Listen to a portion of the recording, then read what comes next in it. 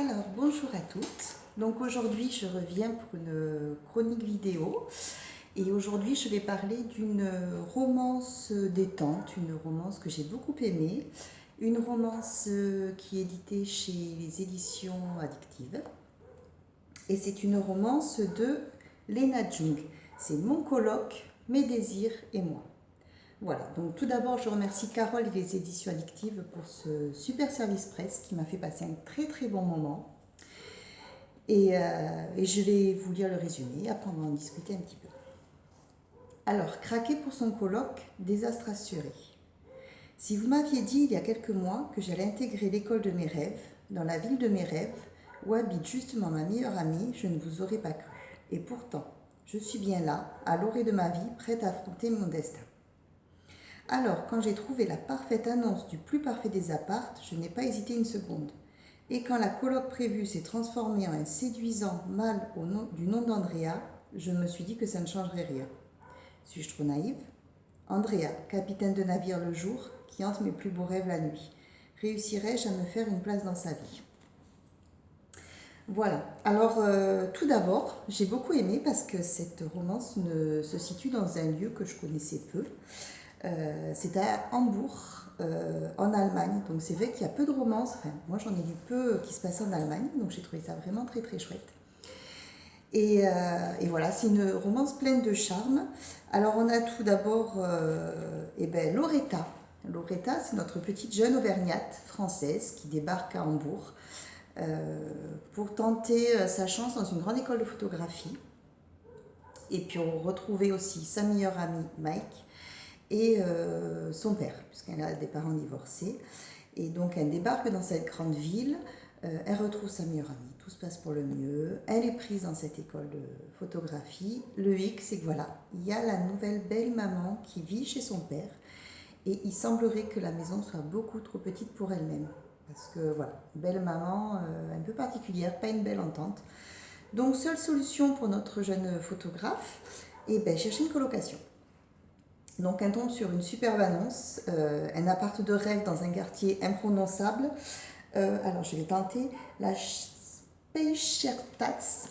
Voilà. Ah oui, c'est allemand, hein, donc il y a des mots rigolos. Et elle est prise. Donc elle va visiter un appartement de luxe, un loyer misérable. Une coloc qui s'avère être super cool, sauf que ça va pas être sa coloc. C'est la sœur de son colocataire qui lui explique que, en fait, son frère est souvent en déplacement pour son boulot et que du coup, elle cherche pour lui une colocataire avec un petit loyer, mais en contrepartie, il faudra s'occuper des poissons et de l'aquarium.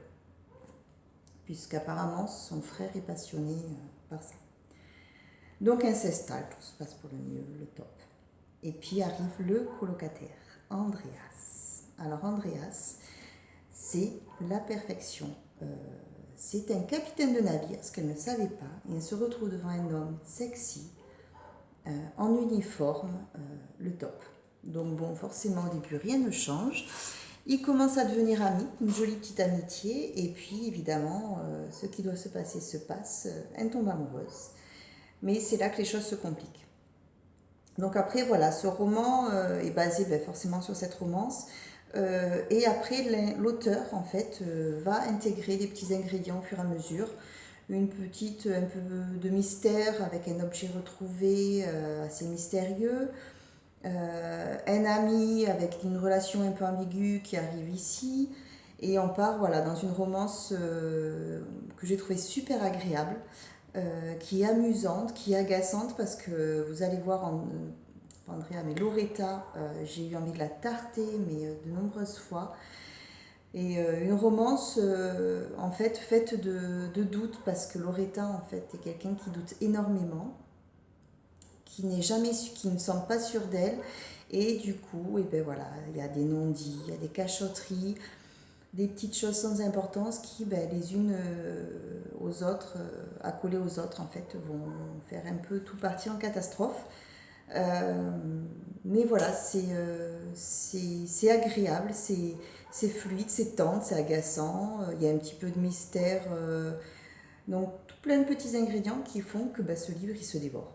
Voilà. Moi je l'ai lu en 2-3 jours. J'ai beaucoup aimé, je me suis fait prendre par l'histoire, j'ai voyagé à travers les différents paysages puisque voilà, elle nous parle d'Hambourg, de certains quartiers, elle nous parle d'une île assez proche, après on part un petit peu en Islande.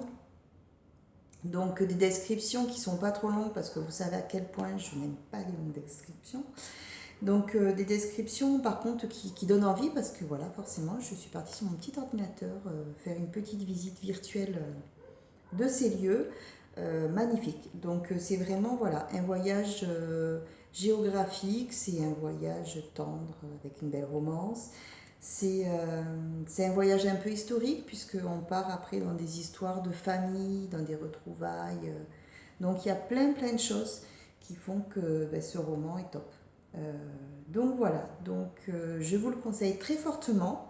C'est Mon colloque, Mes désirs et moi, donc c'est la version intégrale brochée qui était déjà sortie, il me semble, en différents tomes, que vous pouvez retrouver dans toutes les plateformes. Euh, et, euh, et voilà. Allez-y, foncez, régalez-vous. L'écriture est fluide, l'auteur, voilà, j'ai beaucoup aimé sa plume. Franchement, ça se laisse lire, il n'y a pas de grosses descriptions, mais juste ce qu'il faut pour pouvoir nous permettre vraiment de nous visualiser, de nous plonger dans le décor. Ça, j'ai beaucoup aimé. Des personnages, voilà, agaçants pour Loretta, qu'on a envie de tarter, mais quand même qui est assez, voilà, émouvante parce qu'en fait, c'est une jeune fille qui n'est pas sûre d'elle.